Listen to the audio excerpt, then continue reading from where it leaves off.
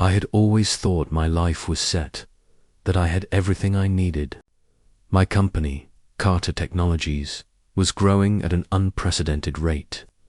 Major contracts were rolling in, and I was at the helm, controlling every aspect of it. But there was one thing I never thought I would have to fight for: my son, Ethan, and the battle to win custody of him from my ex-wife. Rachel, that morning, I stood before the family court, staring at Rachel, the woman I once loved, the one I thought I'd build a happy family with. But everything had changed. She was no longer the woman I knew. I couldn't let her raise Ethan. I couldn't let my son grow up in an environment I deemed unstable, one that didn't guarantee his future. If I didn't act now, if I didn't fight for him, it wouldn't just impact Ethan, it would ruin my career and my company. "Let's begin," Judge Hastings said, breaking my train of thought. She looked at me with that familiar, stern gaze, like she was ready for anything I was about to throw at her. The attorneys were all set, and Rachel sat there, her eyes full of anxiety and helplessness. I could feel the tension in the room, but I knew I had to stay composed. I could lose a battle here or there, but I couldn't lose this war. Everything seemed to go according to plan when I took the stand and made my case. Rachel, I argued, was incapable of providing Ethan with a stable environment. I had done my homework, gathered all the reports, from Ethan's teachers to his neighbors. I had everything. The evidence was clear. Rachel can't offer Ethan the stable home he needs. She can't guarantee that he'll grow up in a safe, nurturing environment, I said, trying to sound confident, trying to keep the self-assurance in my voice. But the more I spoke, the more I felt a gnawing unease growing inside me. Rachel looked up at me, her eyes full of pain and disappointment, and it made something inside me twist. But I couldn't let her see that. I couldn't let emotions sway my decisions. Then, just as I thought I had the upper hand, something completely unexpected happened. Ethan stood up. The room fell silent as my 9-year-old son, small and fragile-looking, suddenly stood up from his seat and walked toward the center of the room. His eyes, wide but clear, locked onto mine. "Mum didn't do anything wrong," Ethan said, his voice surprisingly steady for someone his age. It was a small voice, but it carried across the room with a certain weight. He looked right at me, and for the first time in what felt like forever, I saw him as something more than just my son. I saw him as a person, a young individual with a voice of his own. I was stunned. How could this be happening? How could my own son stand up and go against me like this? My heart pounded in my chest. I'd always been in control. I had always made sure everything went according to plan. But here I was, watching everything I'd carefully built slowly collapse. Judge Hastings looked at Ethan, clearly surprised, before turning back to me. The look in her eyes told me everything. This was not going the way I had expected. "I think we should hear from the child," she said, her voice sharp and unyielding. "What?" I protested, my words feeling like they were fighting against a tidal wave. "Your Honor, this is manipulation. This child has been coached to speak like this." But it was too late. Judge Hastings didn't give me a chance to argue further. She nodded toward Ethan. "Go ahead, Ethan. Tell us what you want to say." Ethan stood there, nervously looking around the room. But when his eyes met mine again, I saw something different, something I hadn't seen in him before. He wasn't afraid. His small frame was tense with determination. He was standing there for a reason, for something bigger than both of us. Mum always makes sure I have enough food. She never leaves me alone at night. She makes sure I'm okay, he said, his voice clearer now, his words hitting me like a punch to the gut. I was speechless. The entire room was silent. Everyone was staring at me, waiting for a response. But what could I say? How could I defend myself when Ethan was speaking the truth? The truth that I had tried to twist and bend to fit my narrative. How could I explain this away? Rachel's eyes filled with tears as she looked at Ethan. But there was something else there too, something I hadn't expected. It wasn't just relief, it was pride. Pride in her son, for speaking up and standing against the lies I had spun. Her gaze met mine, and for the first time in years, I saw something close to triumph in her eyes. I tried to recover, to regain some semblance of control, but the room wasn't on my side anymore. The judge wasn't on my side anymore. Ethan had made sure of that. I turned back to Judge Hastings, my face a mask of frustration. Your Honor, this is all lies. Ethan has been manipulated, just like his mother manipulated him. I could feel my anger rising, but there was no stopping it now. But the damage had already been done. Ethan had spoken the truth. And in that moment, the battle that I had fought so hard to win seemed meaningless. Judge Hastings turned to Ethan with a soft gaze. Thank you, Ethan. I believe we've heard enough for today. I sat there, numb, as the reality of what had just happened slowly started to sink in. My own son had stood up in court and exposed me for who I really was. A man more interested in winning than in doing what was right. A man who had tried to control his son, to use him as a pawn in a game he thought he could win. For the first time, I realized that I wasn't the one in control anymore. It was Ethan, it was Rachel, and it was the truth. I sat in the courtroom, the echoes of Ethan's voice still reverberating in my head. Mum didn't do anything wrong. His words, his courage, the way he had stood up, despite his small frame, and called me out for what I had become. I had always thought of myself as a man of control, a man who had everything figured out. But that moment, in front of everyone, had shattered my illusion. The courtroom was still, as if time had paused for a brief second. I glanced over at Rachel, sitting on the other side of the room, her eyes filled with a mixture of pride and relief. How dare she look at me like that? How dare she show me the strength she'd been hiding all these years? I had underestimated her, and I had underestimated Ethan. It wasn't just a battle for custody. No, it had become something much more personal. Rachel and I were no longer the couple who had once shared dreams and plans. We were two people fighting for something we both believed was right, but only one of us had Ethan's best interests at heart. The judge, Hastings, didn't say much. She just nodded, made some notes, and called for a recess. I could feel the weight of the courtroom pressing in on me, the tension suffocating. I didn't know what to do next, or even if I had any moves left to make. For the first time in a long while, I felt like I was on the losing side. Rachel's lawyer, Diane, was busy talking to Judge Hastings, reviewing the evidence, but Rachel just sat there, her hands folded in her lap, watching me with that look in her eyes. That look that said everything without saying a word. I couldn't stand it. I walked out of the courtroom, my mind racing. The next steps were critical.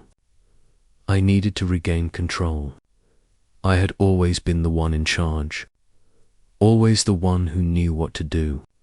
But now it was clear the game had changed.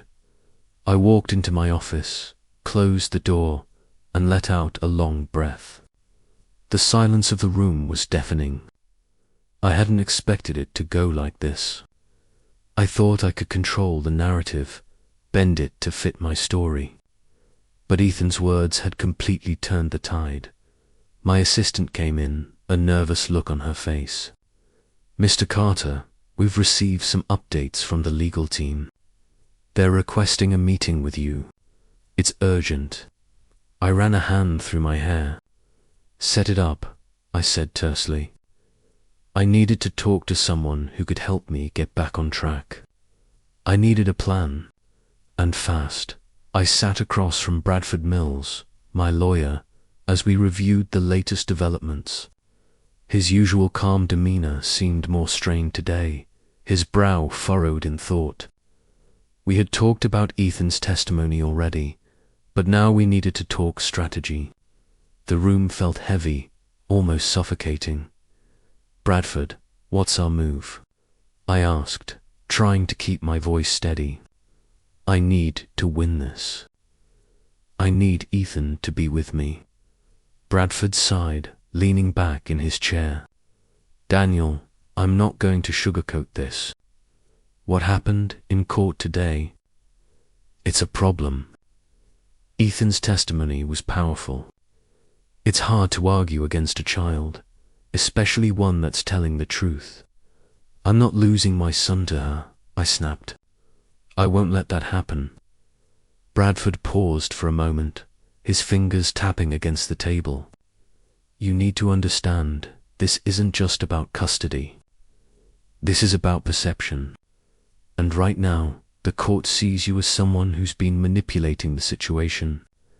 Ethan made it clear that he sees things differently than you do." I clenched my fists. "So, what do you suggest?" "I just let Rachel win. Let her keep him. You think I've worked this hard for nothing?" "No one's saying you've worked for nothing, Daniel. But right now, we need to approach this from a different angle. We need to show the court that your motivations are driven by something more than control or power.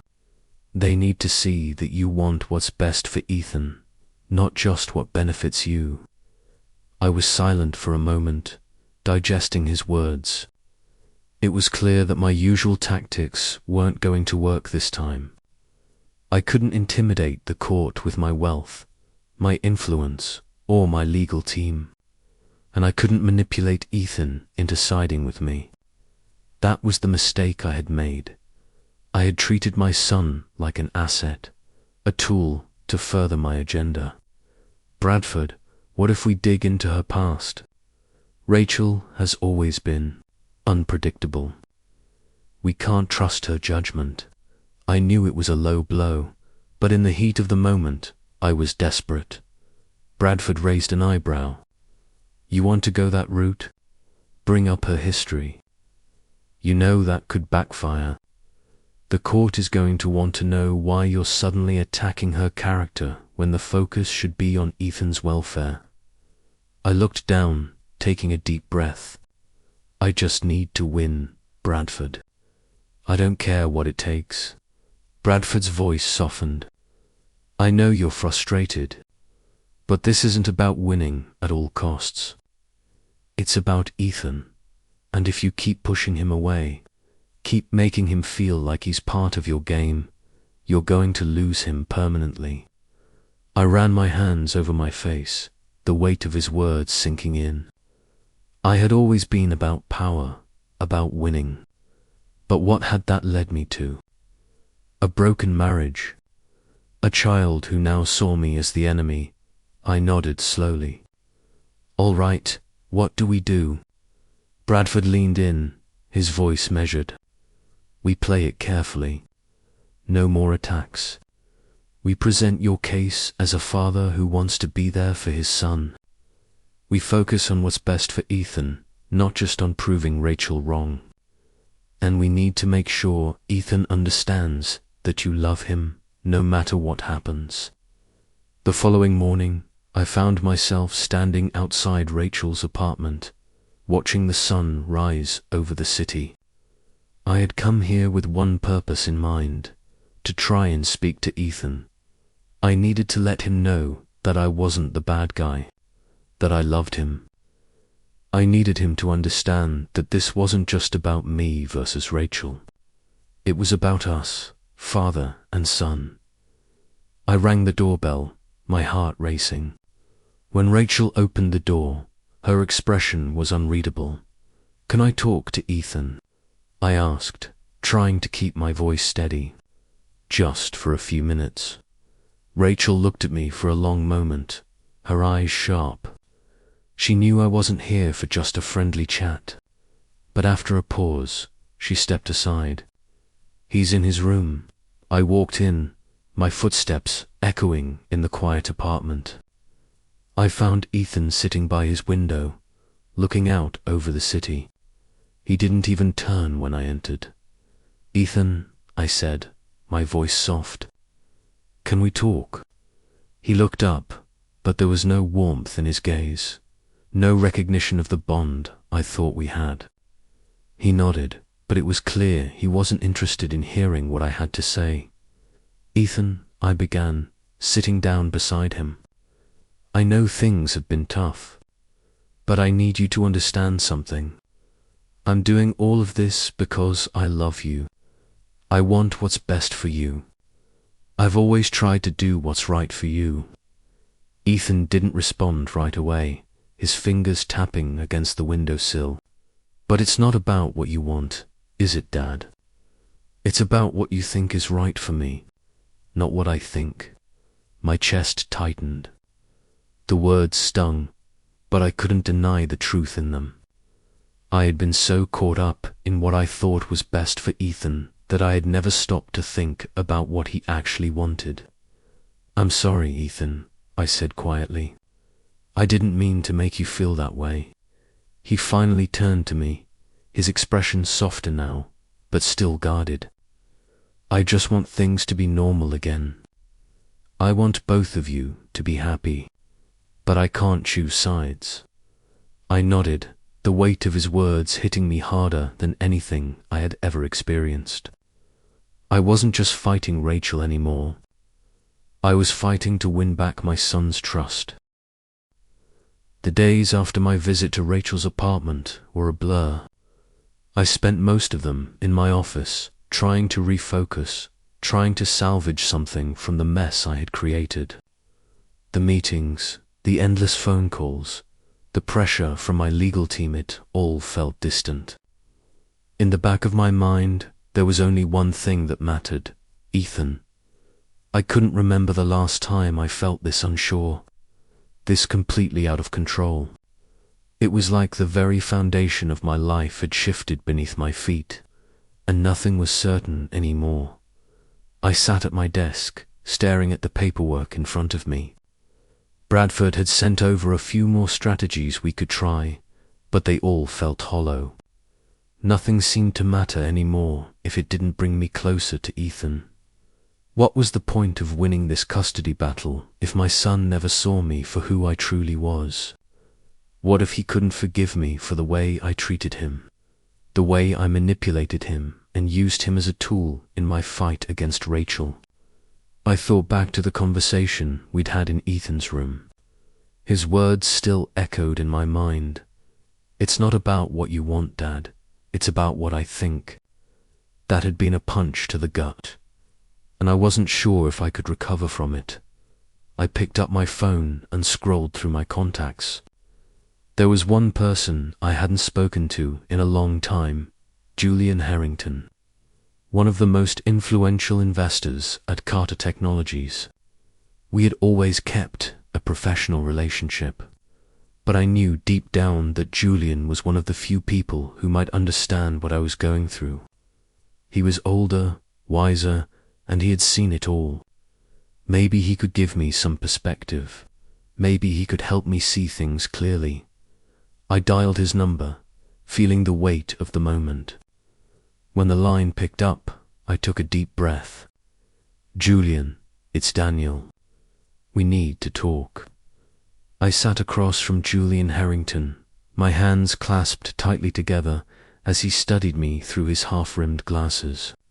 His office was much like I remembered its leak, elegant and timeless. It wasn't overly ostentatious, but it exuded authority. I had spent countless hours in this room in the past, discussing strategies, mergers, and acquisitions. But today, it felt different. Today, I wasn't talking about business.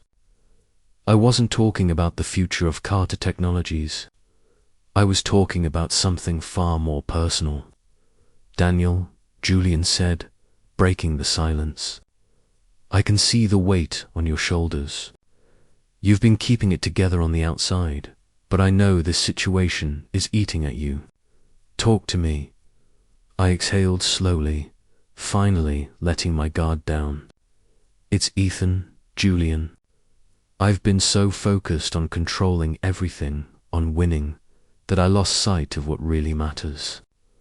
I've been treating him like a tool, like an asset, and I'm afraid I've pushed him away. I can't do this without him, Julian. I don't know what to do anymore." Julian leaned back in his chair, his fingers tapping against the surface of his desk. "I know you, Daniel. I know you're driven. But this is different. You're not fighting a competitor or a market share. You're fighting for your son, your family. And that's a battle where the rules aren't the same." I looked at him, my frustration mounting. "I've tried everything, Julian. The legal battles, the evidence, the strategy, but nothing seems to be working. Ethan's not on my side. I don't even know if he wants me to be his father anymore." Julian's eyes softened. "I've watched you grow this company from the ground up. You've built something remarkable, Daniel. But no business, no matter how successful, can replace what matters most: your family. Ethan isn't a business deal. He's your son. You can't control him like you control your board meetings or your investments." I clenched my fists, the frustration burning inside me. "But I can't just step back. I can't lose him. I won't." "You don't lose him by being in control, Daniel. You lose him by pushing him away. You lose him by thinking that power is the answer to everything." Julian's voice was calm but firm. "You need to show Ethan that you're here for him, not for what you want him to be, but for who he is. And you need to let go of the idea that you can fix everything. You can't. What you can do is be there for him. And sometimes, being there means stepping aside and letting him come to you." I swallowed hard, the weight of his words sinking in. I had spent so much time thinking that I could fix things with money, with influence, with power. But what if those things weren't enough? What if the only thing Ethan needed from me was something I didn't know how to give? "I'm not sure I know how to do that," I admitted. "Then you need to learn," Julian replied simply. "And you need to do it now, before it's too late." I left Julian's office feeling more conflicted than ever. His words had shaken me. I was used to winning, to being the one who had all the answers. But now I felt like I had no idea what I was doing. I couldn't control this situation. I couldn't fix it with my usual tactics. I needed to change. That night, I found myself standing outside Rachel's apartment again. I wasn't sure what I was hoping for, maybe a second chance, maybe an opportunity to do things differently this time. But whatever it was, I knew I had to try. I couldn't keep making the same mistakes. Rachel opened the door, her expression unreadable. She didn't say anything at first, just stood there, as if waiting for me to speak. "I need to talk to you," I said, my voice steady but filled with the uncertainty I had been carrying for days. "It's about Ethan." She stepped aside, motioning for me to come in. We didn't exchange any words as I entered the apartment, but there was a heavy silence between us. We sat down in the living room, and for a moment neither of us spoke. I could feel the tension, the years of unresolved anger and resentment hanging in the air. But this wasn't about us anymore. It was about Ethan. It had to be. Rachel, I began, choosing my words carefully. I've made a lot of mistakes. I've been so focused on winning that I didn't realize how much I was losing. I've been so focused on control that I forgot what really matters. I'm not asking for your forgiveness, but I need you to know that I'm trying to do better. For Ethan's sake. She didn't respond right away, her eyes studying me carefully. I know you're trying, Daniel, she said finally, her voice softer than I had expected. But trying isn't enough. You've hurt him, and you've hurt yourself. I nodded, feeling the weight of her words. I know I'm not perfect, Rachel. I never was. But I'm here now, and I'm willing to do whatever it takes to fix things with Ethan. I just... I need him to know I'm not the enemy. Rachel looked at me, a mixture of skepticism and cautious hope in her eyes. It's not going to be easy, Daniel. You can't just flip a switch and make everything right. I know, I said, my voice steady, but I'm willing to try. She was silent for a moment before finally nodding. Then let's figure this out together. For Ethan. The days that followed were harder than I had imagined. It wasn't just the court battles or the legal wrangling with Rachel. It was the emotional weight of everything that I had been avoiding for so long. I couldn't just show up, wave a few legal documents, and expect everything to go back to normal. This wasn't some business deal. This wasn't a merger I could negotiate or a hostile takeover I could win with a few phone calls. This was my son, and my son had made it clear that he didn't want me controlling his life anymore. I spent hours at the office, trying to distract myself. The usual hum of business and technology felt comforting in its predictability. But each email, every phone call, every meeting was a reminder that my world outside of Ethan was running perfectly while my world inside, the one that mattered most, was falling apart. It was Friday afternoon when I decided to reach out to Ethan again. I knew he was spending the weekend with Rachel, but I couldn't wait until Monday. I had to do something.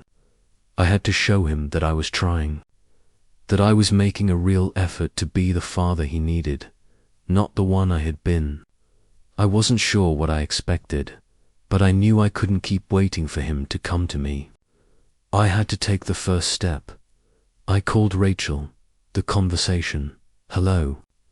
Rachel, I said, my voice steady but unsure. It's me, Daniel. I need to talk to Ethan. There was a long pause on the other end of the line. I could hear the faint sounds of the TV in the background, maybe even Ethan's voice, but Rachel didn't answer immediately. I was used to her silence.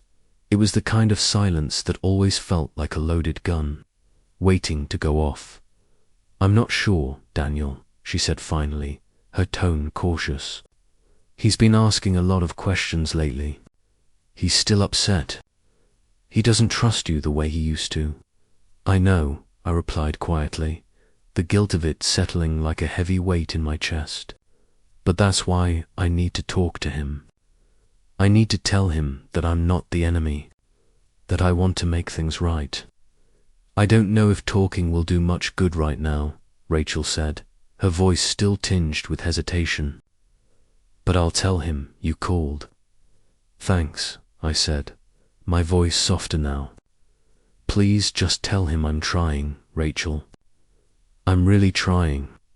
I waited for a moment, hoping she'd say more. But there was nothing but the quiet sound of her breathing on the other end of the line. Then, with a final sigh, she spoke. All right. I'll let him know. But, Daniel, don't expect him to forget so easily. This isn't going to be a quick fix. I swallowed hard. I know, I just... I just need him to know I'm not giving up. Rachel didn't respond. She didn't have to. I could hear the unspoken truth in her silence. It was all too clear. I had a long road ahead of me, and it wasn't going to be easy, but I wasn't backing down. Saturday arrived, and I found myself sitting in a cafe near Carter Technologies, waiting. I wasn't sure if Rachel had passed along the message to Ethan, but I had to trust that this was a step in the right direction. I was learning that the best way to move forward wasn't about forcing control. It was about letting go of my need to win at all costs and letting Ethan come to me on his own terms. Just as I was about to check my phone for the 100th time, I saw him dot Ethan. I stood up so quickly that my chair scraped against the floor. He was standing in the doorway of the cafe, looking slightly hesitant, but still. He was there. He was here. He didn't say anything at first, just stood there, his hands tucked in his jacket pockets, looking more like a young man than the little boy I remembered. It had only been a few months, but it felt like a lifetime.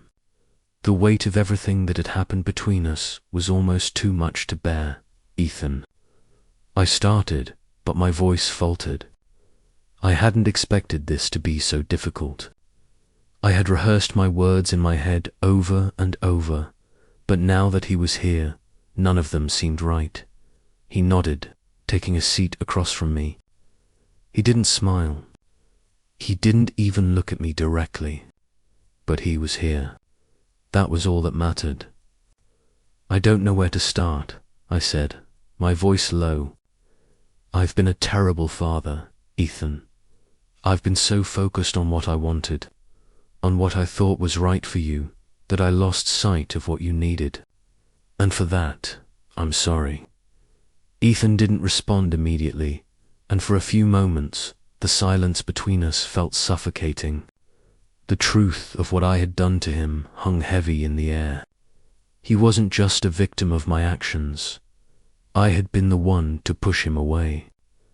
I had been the one to make him feel like he didn't matter unless he agreed with me. I don't know if I can just forgive you for everything. Dad, Ethan said finally, his voice softer than I expected. You hurt Mum, and you hurt me too. I nodded, the words hitting me like a punch to the stomach.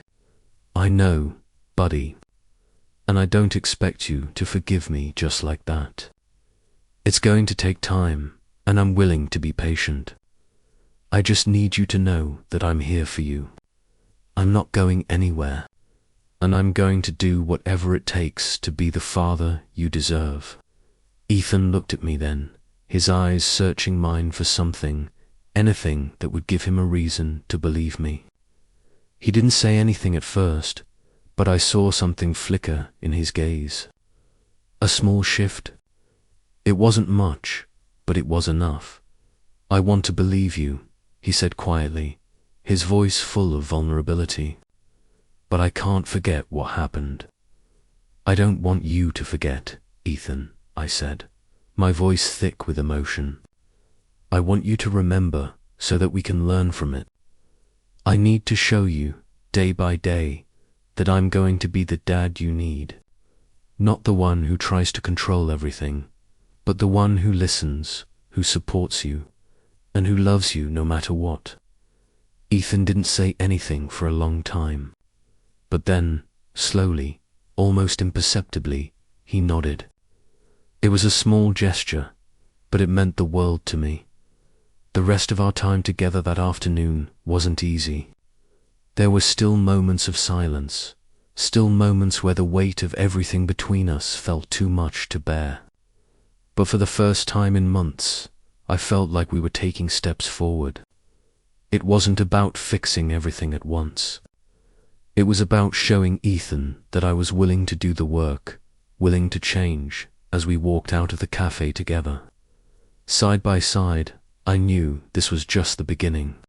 The road ahead would be long and difficult, but it was worth it.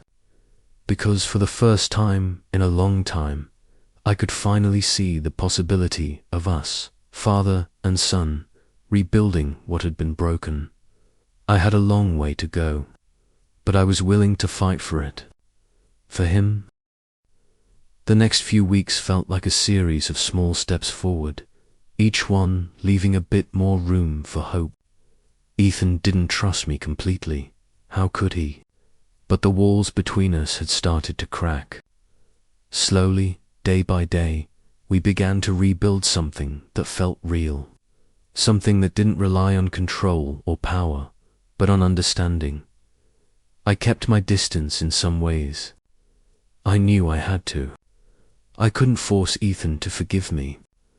I couldn't rush his healing process. All I could do was show up. I took his lead. When he was ready to talk, I listened. When he needed space, I gave it to him. Each conversation we had wasn't perfect, but it was progress. And in those quiet moments when he'd look at me, even for just a split second, I knew we were making progress. It wasn't just about court dates anymore. It wasn't about proving who was the better parent or who had more resources. It was about what Ethan needed, what he deserved. And if that meant changing my entire approach to fatherhood, then so be it. One night, as we sat in the living room together watching an old movie, I felt a shift. Rachel was in the kitchen preparing dinner, and I was with Ethan, sitting on the couch with the volume turned down. He didn't say much, but there was something about the silence between us that felt different this time. It wasn't uncomfortable like it used to be. It was ... comfortable. And that was enough. You know, Ethan said after a long while, his voice quiet, I've been thinking about what you said, about you trying to be a better dad. I turned toward him, my heart skipping a beat. What do you mean? I don't know, he said, still looking at the screen. I can tell you're trying. You don't just show up because you have to. You show up because you want to be here. For me, I felt a lump form in my throat. Ethan's words were the kind I had longed to hear for months. And yet I knew they were only a small part of the journey we still had ahead. But hearing him say that, hearing him acknowledge my efforts, was the first real sign of progress. It wasn't a complete healing, not by a long shot, but it was a start. Thanks, Ethan, I said, my voice cracking slightly. I promise you, I'm going to keep trying. No matter what happens, I'll always be here. Ethan didn't say anything more, but I saw him nod slightly, as if he understood. Maybe he did. Maybe we both understood something that night. This wasn't about one big moment of change. It was about the little moments, the quiet ones, the ones where you show up for someone even when they've been hurt. It wasn't about perfect solutions or immediate forgiveness. It was about doing the work slowly, steadily. The following week, we had another hearing. The reality of the custody battle still loomed large, but this time it felt different. When I walked into the courtroom with Rachel, there was a strange calmness in the air. We weren't adversaries anymore. We weren't trying to win at all costs. We were trying to do what was best for Ethan. As the judge, Hastings, called the court to order, I looked across the room at Rachel, who was sitting there with a quiet confidence.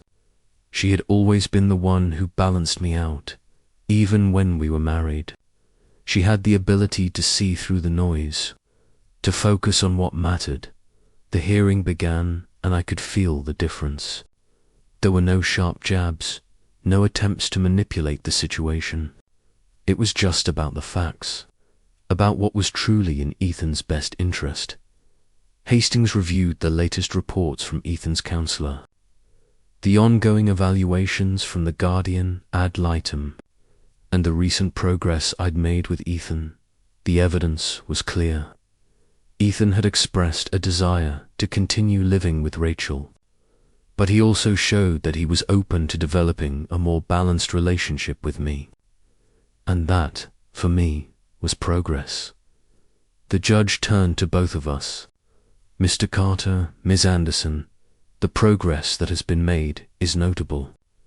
However, there are still concerns regarding the emotional well-being of the child, especially after the manipulations that were seen earlier in these proceedings.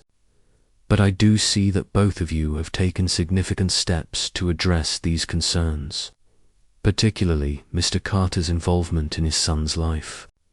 For the time being, the arrangement will remain as it is, with primary custody staying with Miss Anderson, but with increased visitation rights for Mr. Carter. The words didn't feel like defeat. They didn't feel like victory either, but they were a step forward. This wasn't over, but it was a beginning, a real beginning. I still had work to do, but it wasn't a battle for power anymore. It was about building trust. It was about rebuilding a family that had fallen apart as weeks turned into months. Our lives slowly began to shift into a new rhythm. Ethan continued to spend time with me, but it was different now. It wasn't just about supervised visits or legal requirements. We started doing things together that we hadn't done in years. Simple things, like going to the park, fixing things around the house, or even playing video games. I wasn't trying to buy his affection.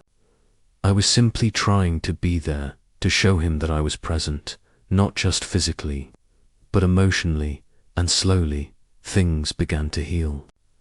There were still moments of tension between Rachel and me, but they were fewer and further between. We began to communicate more openly about Ethan's needs, and I made sure that I was supporting him in ways that didn't interfere with her role as his primary caretaker. We both agreed on one thing. Ethan came first, always, one afternoon. I found myself sitting on the couch, watching Ethan and Rachel laugh over something on TV. There was no tension, no awkwardness. For the first time in a long while, I felt like we were just a family again, in whatever way that term could be defined. Not the family we once were, not the one I had envisioned, but one that was real, one that was evolving. Ethan turned to me, as if he could sense I was lost in thought. "Dad," he said, "I think I'm ready for that project we talked about." I smiled. For the first time in a while, the weight in my chest lifted. Ethan was ready. And so was I, not just for him, but for myself. I had finally come to understand what it meant to be a father, not through power or control, but through love, patience, and presence. As I sat there, watching my son smile and joke with his mum, I realized that the journey wasn't over. It never would be. But the road ahead felt a little less daunting now, a little brighter, and for the first time in a long time, I truly believed we were all going to be okay.